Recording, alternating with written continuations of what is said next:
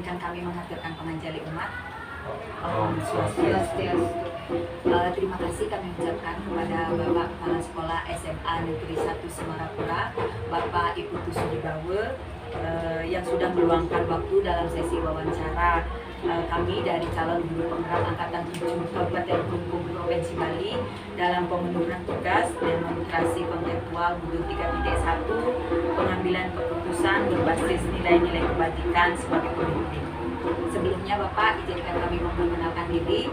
Saya Nilura Najutawati, CGP Angkatan 7 Kabupaten Klungkung, berasal dari SMA Negeri 1 Semarapura. Di sebelah kanan kami Saya Inyoman Widyadi SPD, calon guru penggerak Angkatan 7 Kabupaten Klungkung dan bertugas di SMA Negeri 1 Semarapura. Selanjutnya, nama saya Nilo Made Merianti Asmi, CGP Angkatan 7 dari Kabupaten Klungkung. Saya bertugas di SMA Negeri 1 Semarapura.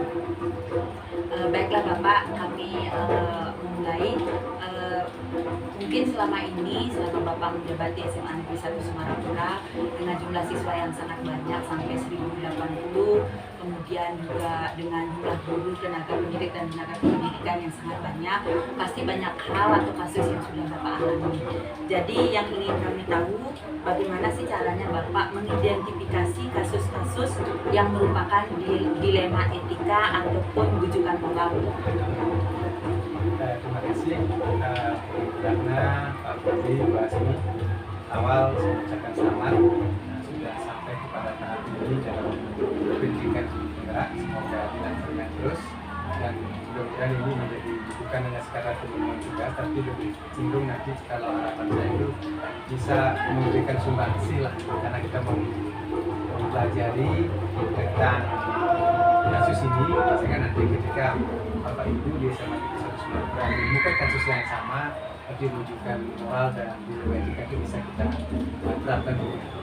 Nah, berkaitan dengan apa yang disampaikan oleh Pak Budi, Bapak Budi mengidentifikasi kasus itu biasanya kita di SMA Negeri 1 Semarapura itu adalah berkoordinasi dulu dengan teman-teman atau guru-guru yang menangani bidang itu. Nah, dari itulah kita mencoba untuk mengidentifikasi kasus-kasus yang ada, kemudian kita akan mencari solusi-solusi terbaik yang kita anggap benar untuk kita lakukan bersama. Nah, kemudian hal-hal lain nanti yang berempet dari sudut kita keputusan itu juga kita berkoordinasi lagi. Kadang-kadang apa yang kita rumuskan, kita menunjukkan lebih awal, ternyata belum sesuai dengan harapan kita. Nah, konkretnya itu adalah kita identifikasi kasus, kita libatkan semua orang, kita identifikasi kasusnya dari kasus kecil, kemudian kita pecahkan sesuai dengan melihat itu adalah hal-hal yang menjadi benar untuk kita semua. Mungkin itu berarti. Terima kasih Pak. Tadi kan Wenten mengidentifikasi kasus ya Pak.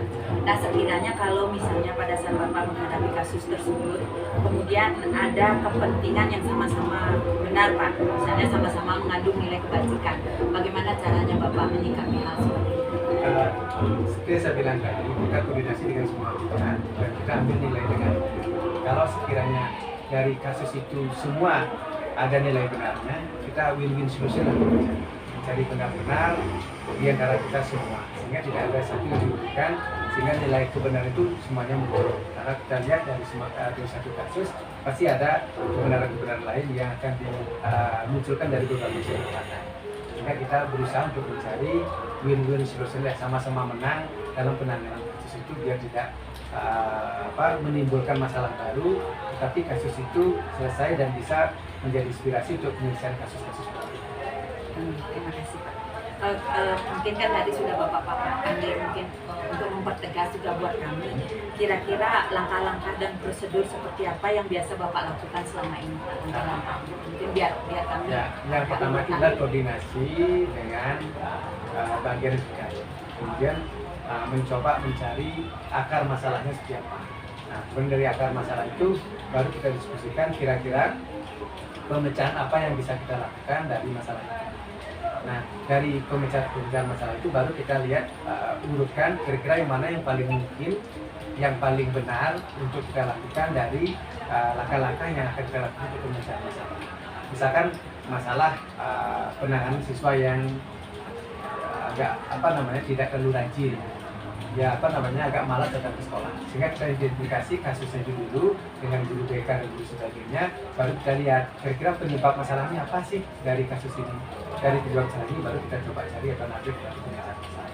Apakah pemanggilan anak sendiri, kemudian apakah dengan tindak dari BK, pemanggilan orang tua, dan selanjutnya kita minta pendapat teman-teman yang lain. Kira-kira itu baik apa sih yang harus kita lakukan agar keputusan kita ambil itu benar-benar benar untuk semua. Berarti perlu koordinasi Pak Koordinasi, ya. untuk semua keputusan yang Pak ambil gitu. Untuk pertanyaan selanjutnya mungkin akan dilanjutkan sama Pak Kian. Baik, ya, terima kasih Bapak Wasiwala atas waktunya. Jadi saya ingin melanjutkan pertanyaan yang disampaikan oleh Bu Ratna tadi. Jadi sebenarnya langkah tadi yang dilaksanakan, kemudian yang saya ingin tanyakan adalah hal apa saja selama ini Bapak anggap efektif dalam pengambilan keputusan pada kasus-kasus dilema itu. Ya. Menurut saya yang paling efektif adalah koordinasi dan memberikan pemikiran bersama. Kalau kita bersama banyak pemikiran, banyak ide, itu yang dibilang Korana tadi hampir semua mengandung nilai kebenaran. Baik dari segi apapun semuanya akan benar berdasarkan logika mereka masing-masing. Dari inilah yang menurut saya kita padukan bersama, kita ambil jalan tengahnya, kemudian kita cari solusinya, baru kita putuskan untuk memecahan masalah.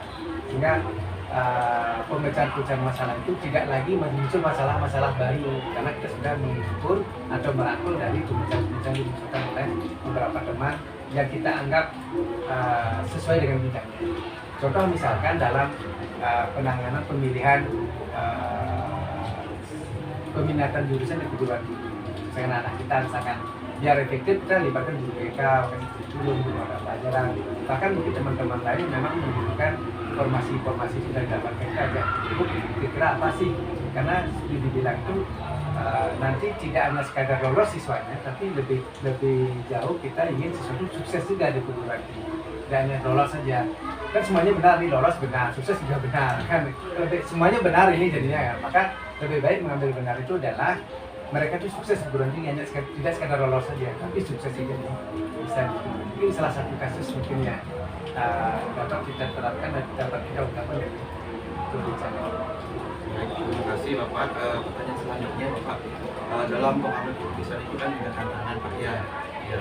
Jadi yang ingin saya tanyakan adalah hal apa saja selama ini merupakan tantangan yang dialami oleh Bapak sendiri ketika memutuskan kasus-kasus dalam dunia etika. Tantangan terbesar itu apabila bisa memuaskan semua. Apabila kasus kita pecahkan itu semua unsur teman itu bisa diakomodasi dan bisa memuaskan semua orang.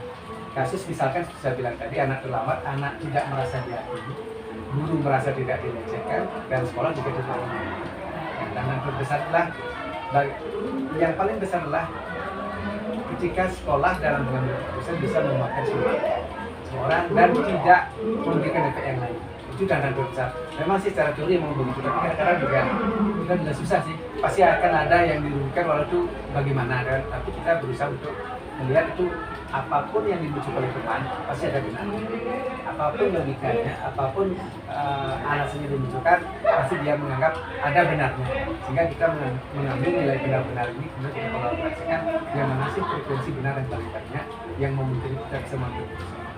Terima kasih banyak Bapak. Pertanyaan terakhir dari saya Bapak, apakah Bapak memiliki suatu jadwal Pak untuk dalam sebuah penyelesaian kasus dilema etika tersebut? Tergantung kasusnya. Kalau kasusnya hanya misalkan tidak perlu penanganan lebih lanjut, mungkin kita bisa bisa. Tetapi kalau misalkan perlu penanganan kasus yang memang perlu kita periode, kita ada jadwal. Contoh kecil misalkan dalam penanganan pegawai yang mohon maaf tidak disiplin, kita jadwalkan kapan kita panggil, kapan kita memberikan surat, kapan kita kunjungan, dan kapan juga kita akan memberikan keputusan pada anak. Nah, yang kedua untuk siswa, dan siswa itu jadwalnya apa?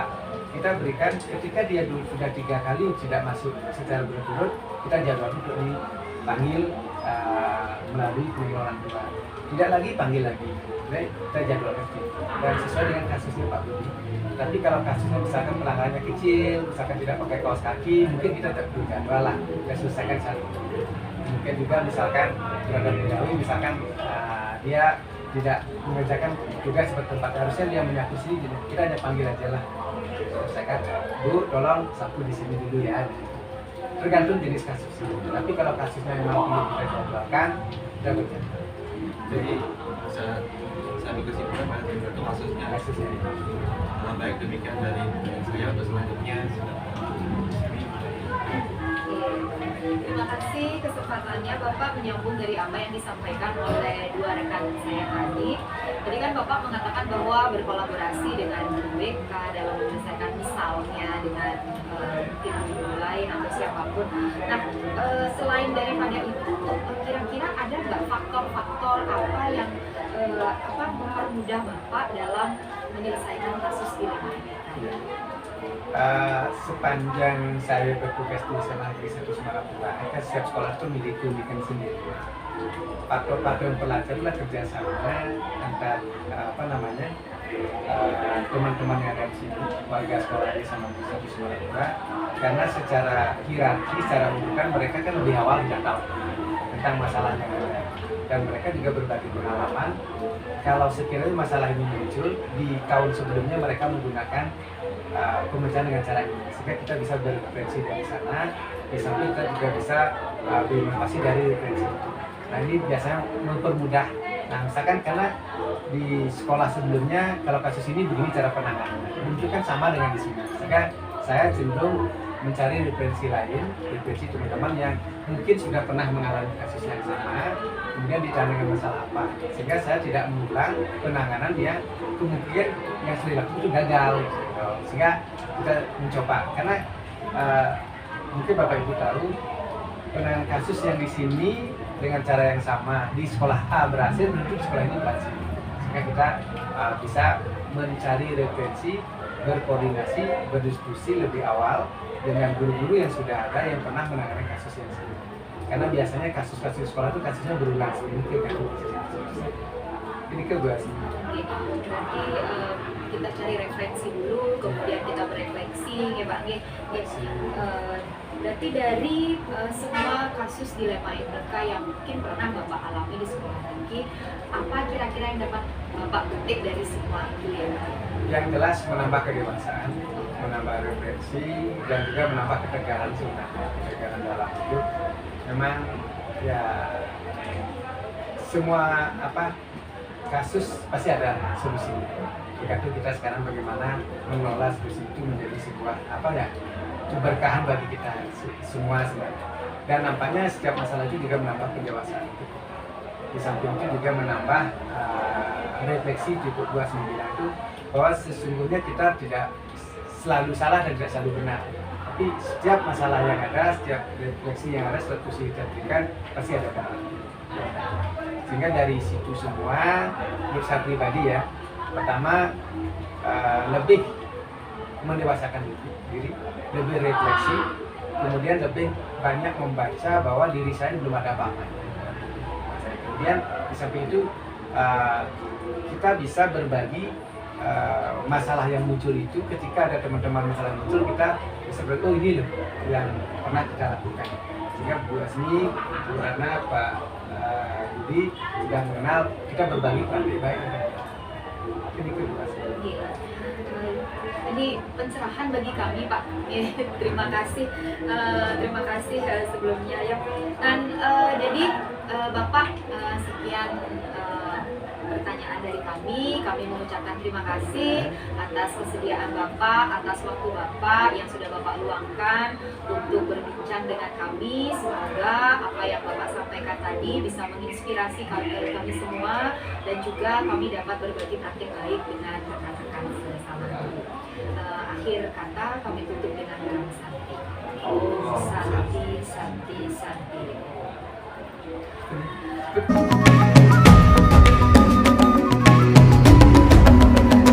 Bangun dan bukalah matamu, saatnya meraih mimpimu.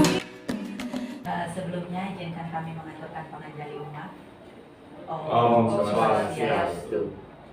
Terima kasih kami ucapkan kepada Bapak Kepala Sekolah SMA Negeri 1 Banjarangkan, Bapak Ide Widi Anom, yang telah meluangkan waktu dalam sesi wawancara kami dari calon guru penggerak Angkatan 7 Kabupaten Klungkung, Provinsi Bali, dalam pemenuhan tugas demonstrasi kontekstual modul 3.1, pengambilan keputusan berbasis nilai-nilai kebajikan sebagai pemimpin.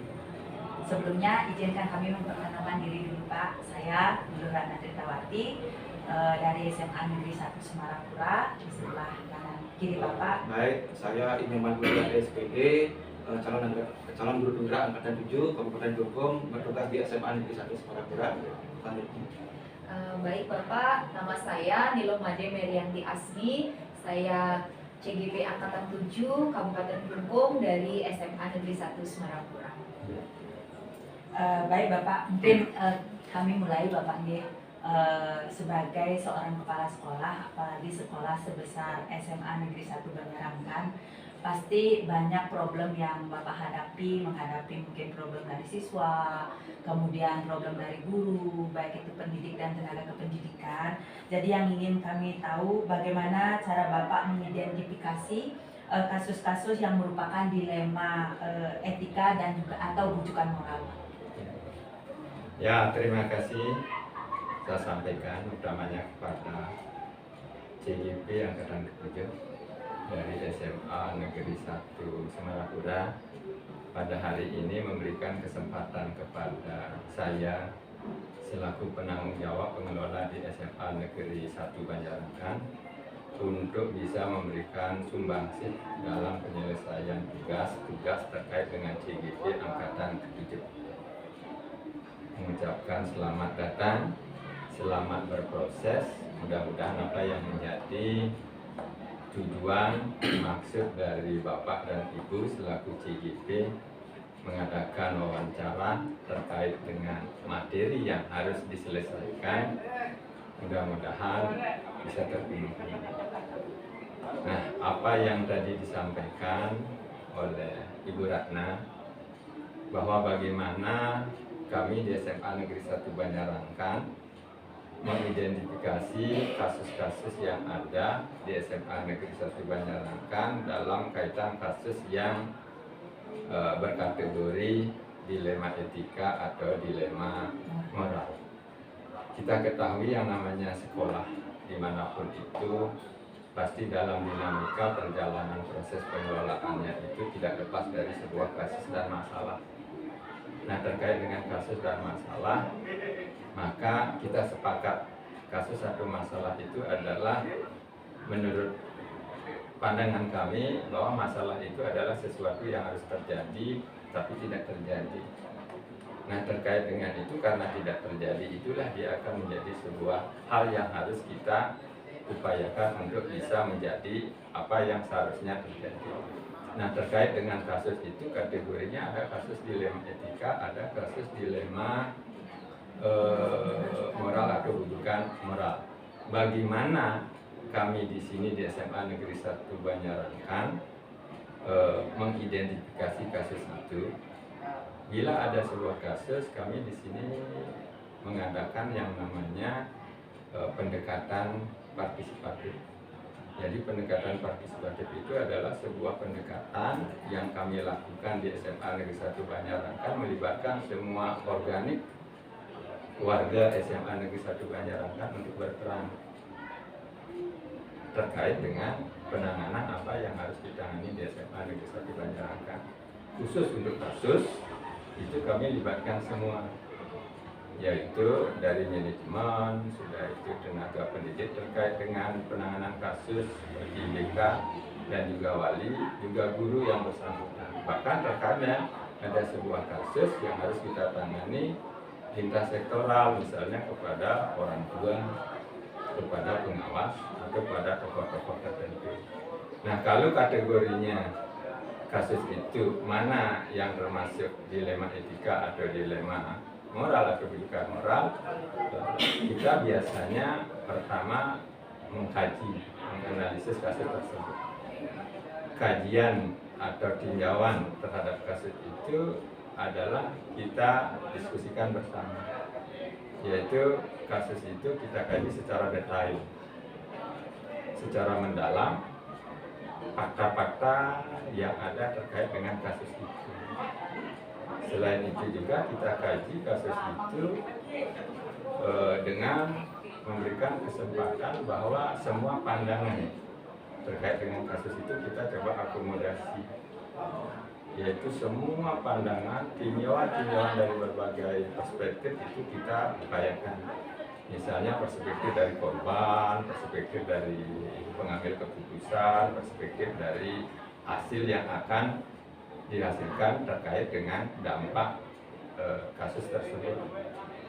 Juga yang lain kami kaji kasus itu dari sisi implikasi atau dampaknya sebagai sebuah putusan, apa berdampak jangka pendek atau jangka panjang.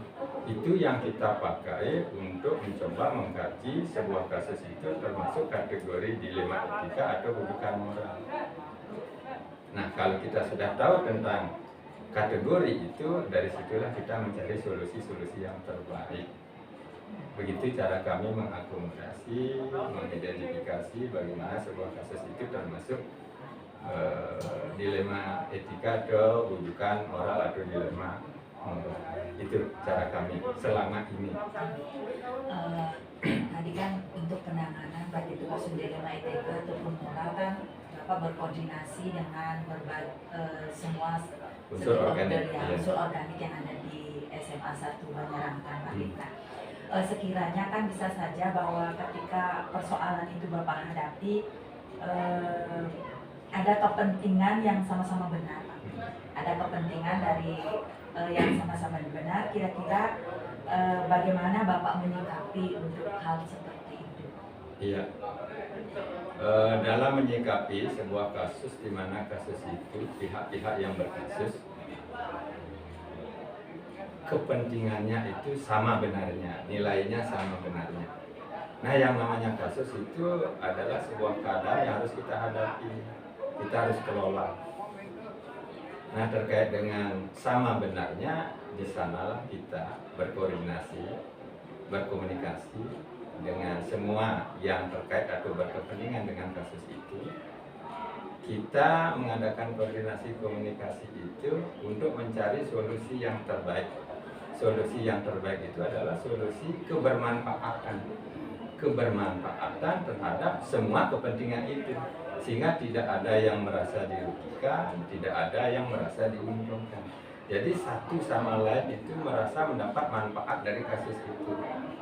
Nah, caranya bagaimana? Ya, kita berkoordinasi, kita berkomunikasi, semua unsur organik yang ada itu kita ajak untuk mencari solusi terbaik dari kasus itu. Betapapun kasus itu memilih nilai yang sama, kita harus memilih. Nah, cara pemilihannya itu tergantung dari apa yang kita dapatkan dari koordinasi komunikasi atau diskusi itu.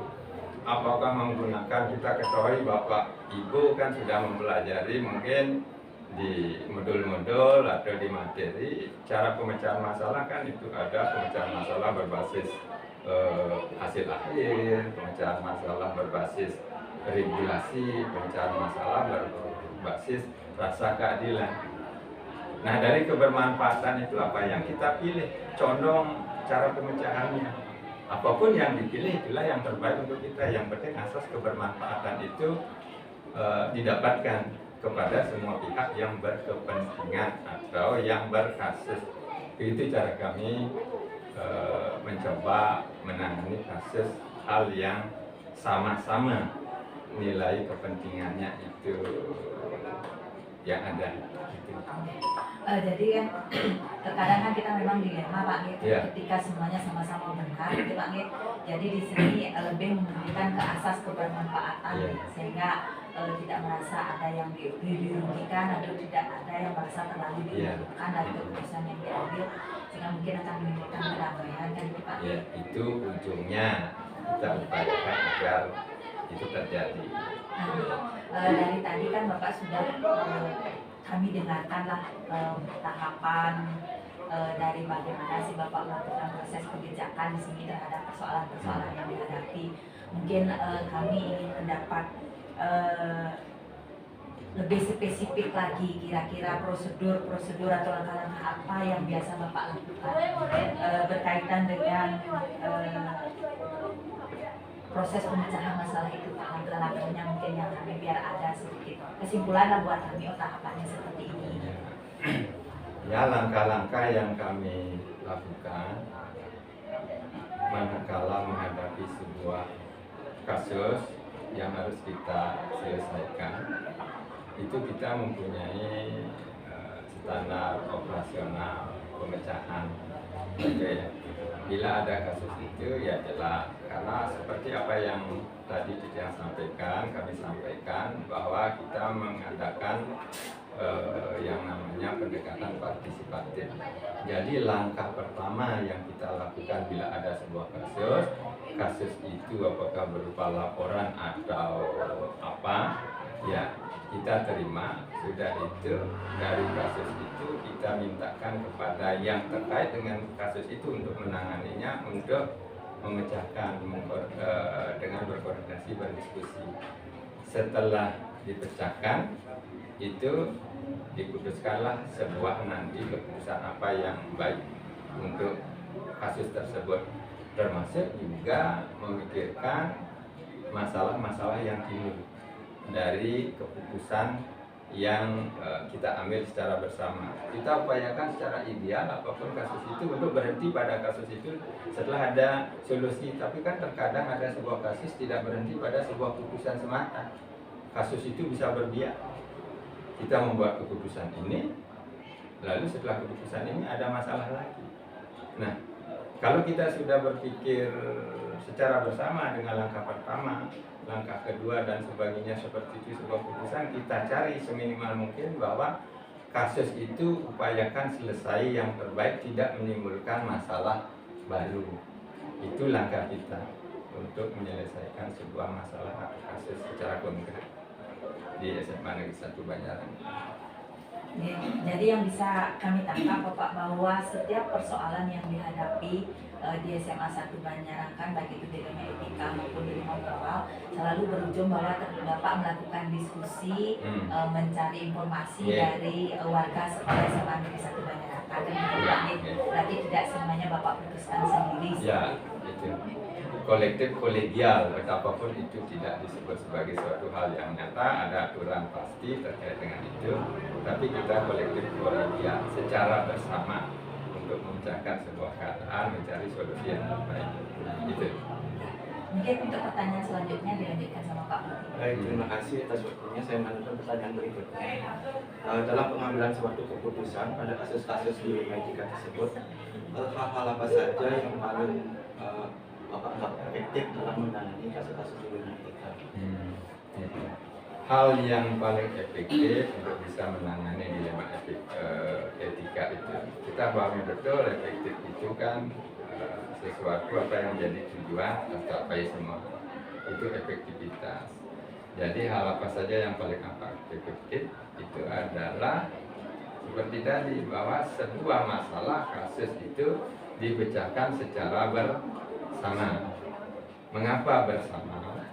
Karena sebuah kasus mencari solusi yang terbaik dipikirkan oleh satu orang dibandingkan dengan banyak orang, tentu akan hasilnya secara logika tidak bisa dipungkiri, pasti hasil yang terbaik itu dari pemikiran bersama.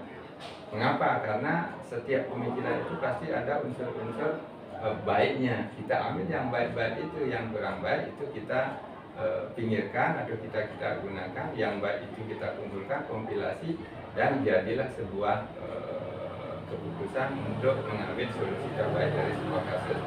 Jadi yang paling efektif itu adalah selalu berkoordinasi, berkomunikasi secara bersama memecahkan sebuah kasus, entah itu dilema etika atau dilema moral, begitu. Baik, terima kasih Pak. Selanjutnya, dalam pengambilan satu keputusan pada kasus-kasus dilema etika tersebut, apa saja yang selama ini Bapak ketika menemukan tantangan yang ada ketika mengambil sebuah keputusan tersebut? Apakah ada tantangan tertentu yang Bapak alami ketika mengambil keputusan pada dilema etika? Iya, yang namanya kasus itu kan sudah tantangan. Tantangannya apa? Kita harus mencari jalan keluar terbaik. Apa jalan keluar terbaiknya? Ya kebermanfaatan. Yang berkasus itu mendapatkan suatu manfaat terbaik. Ya. Tantangannya apa? Ya, tantangan terberat manakala menangani sebuah masalah atau kasus yang berlebar berkategori dilema etika itu adalah mengakomodasi semua kepentingan itu. Jadi semua orang memiliki kepentingan. Bagaimana kita untuk bisa mengakomodasi kepentingan itu? Itulah tantangan kita. Karena kita merasa itu adalah sebagai suatu tantangan, kan berat sekali kita untuk bisa putuskan secara sendiri.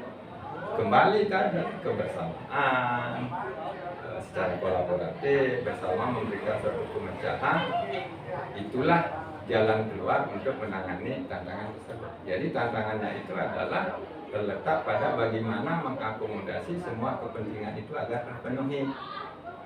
Kan sering terjadi orang memiliki kepentingan ini, kepentingan itu. Bagaimana kita bisa menjembatani semua kepentingan itu terpenuhi? Itulah tantangannya.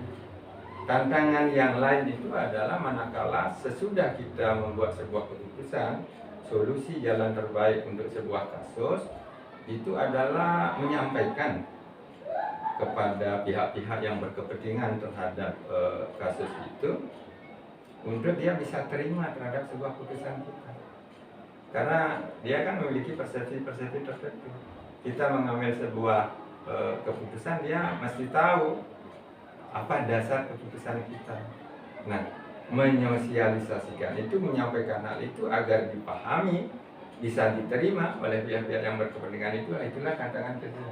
Jadi tantangannya satu, mengakomodasi kepentingan yang berkasus itu. Yang kedua, tantangannya itu agar yang berkasus itu menerima putusan yang kita terima, yang kita buat. Itu jadi ada dua tantangan berat menurut saya dalam menangani kasus yang berlebar berkategori dilema etika. Begitu, Pak. Baik, terima kasih Pak. Pertanyaan selanjutnya adalah menyelesaikan kasus dilema etika tersebut. Apakah Bapak memiliki suatu tata kala atau jadwal dalam hal ini menyelesaikan kasus tersebut? Kemudian apakah langsung Bapak menyelesaikan di tempat itu atau menyelesaikan kasus tersebut berdasarkan jadwal yang Bapak buat? Iya. Terima kasih. Sekali lagi yang namanya sebuah kasus itu memiliki kategori, memiliki karakter, memiliki tingkatan kesulitan yang harus dipecahkan. Tergantung kasus tersebut. Kalau kasus itu sifatnya ringan, bisa kita tangani sendiri misalnya dan tidak berimbas pada yang lain, itu kita tangani saat itu di tempat itu. Tapi bila ada sebuah kasus yang lebih berat, di mana kasus itu tidak selesai pada sebuah putusan semata, maka kita jadwalkan. Salah satu contoh misalnya, ini kita tidak kendaki, ini konkret ada di sekolah kita, yaitu ada laporan bahwa anak kita itu adalah kena musibah. Misalnya hamil di luar nikah. Boleh saya berikan ilustrasi seperti itu? Iya. Tanpa menyebut semua, di sekolah-sekolah mungkin ada kasus yang sama seperti itu. Kalau anak di luar nikah itu hamil, anak kita, nah ini adalah dilema etika yang masalahnya harus kita tangani. Dari sisi bagaimana seorang anak itu harus mendapat pendidikan, ini kan jaminan amanat undang-undang bahwa anak itu tidak bisa diputus hak pendidikan. Kita tidak bisa memutus hak pendidikan anak itu. Tapi secara real pula, secara etika anak itu sudah hamil di luar nikah.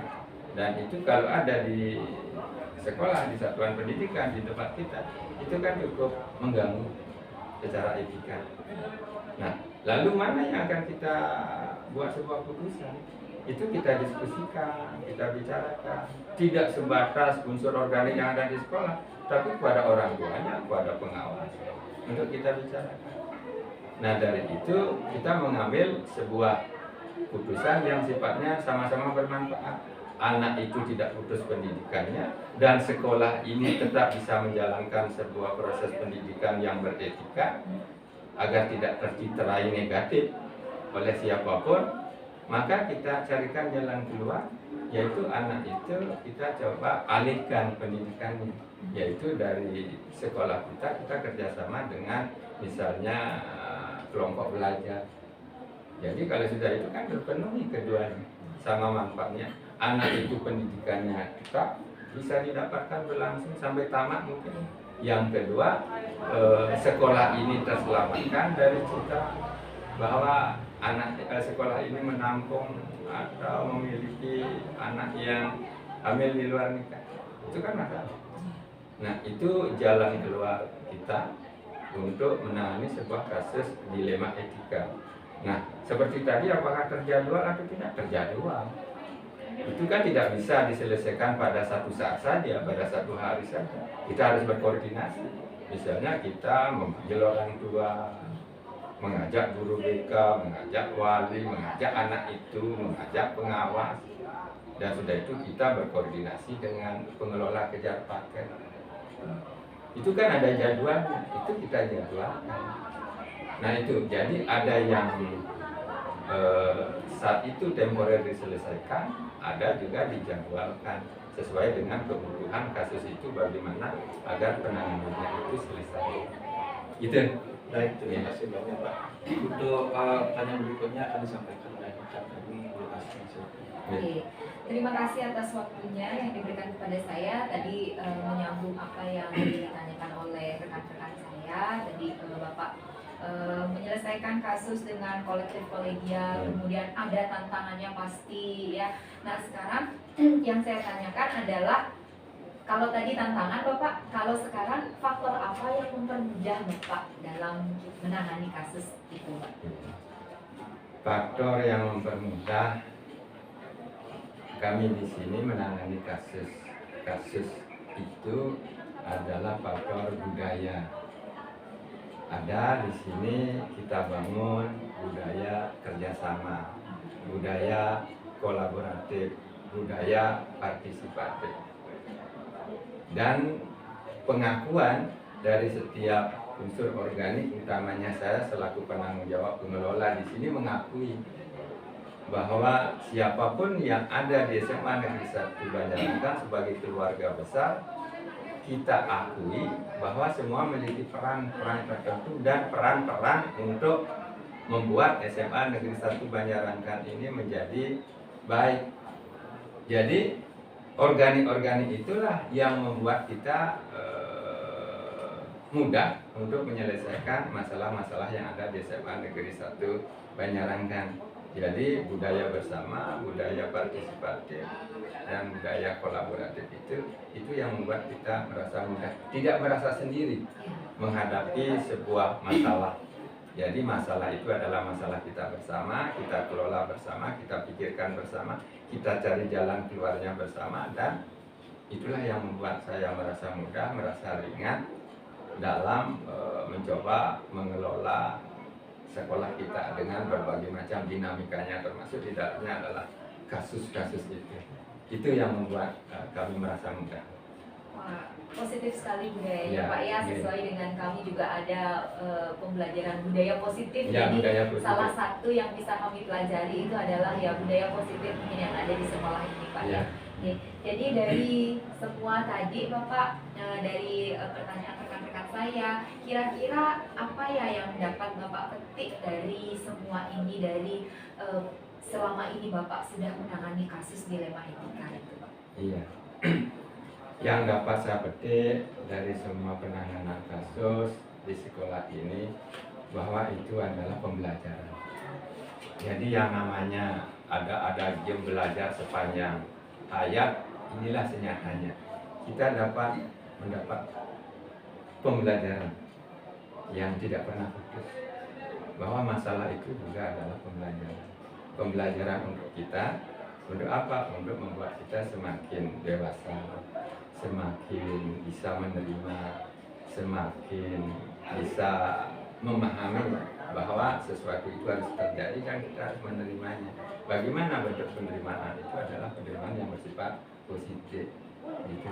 Jadi yang kita dapatkan petik dari semua kasus ini adalah mendewasakan kita, untuk menangani sebuah masalah, dan masalah itu tidak berhenti pada masalah itu. Jadi itu adalah pembelajaran dan pengalaman terbaik yang mungkin tidak akan didapatkan oleh saya secara pribadi kalau tidak duduk menjadi penanggung jawab di sekolah ini. Jadi itu secara pribadi kebermanfaatan yang dapat saya petik dari kasus-kasus yang ada di SMA kami. Itu. Baik Bapak, terima kasih, inspiratif sekali bagi kami interview kita kali ini Bapak. Kami ucapkan terima kasih atas kesediaan Bapak sudah meluangkan waktu untuk kami. Semoga apa yang sudah kita diskusikan barusan bisa menginspirasi kita semua, khususnya bagi kami calon guru penggerak, dan juga kami bisa berbagi praktik baik yang apa yang sudah Bapak sampaikan barusan. Ya. Terima kasih kembali. Saya sampaikan pula kepada Bapak Ibu sebagai CGP, dan nanti hilang C-nya hilang, Ya. menjadi guru penggerak. Astagfirullah. Karena guru penggerak ini dibutuhkan saat ini. Dibutuhkan saat ini dalam keadaan bagaimana kita menata pendidikan secara luas. Diharapkan pada guru penggerak suatu saat nanti sebagai estafetasi untuk menjadi pemimpin-pemimpin, bukan sebagai pemimpin pembelajaran di kelas semata, tapi pemimpin yang lebih luas. Mudah-mudahan itu tercapai suatu saat nanti. Terima kasih, maafkan kalau ada hal yang kurang berkenan, tidak bisa diterima, itu sebagai bagian keukuhan saya sebagai manusia yang tidak sempurna. Kurang lebih demikian. Ya, terima kasih dan Terima kasih Bapak yang berterima kasih kepada Bapak atas kesediaannya, inspirasinya, dan kami juga mohon maaf jika ada kata-kata kami yang kurang berkenan ataupun sesuatu yang lainnya. Baik, Bapak Ibu, interview kita hari ini saya tutup dengan para pesanti. Om. Om Santi Santi Santi. Om.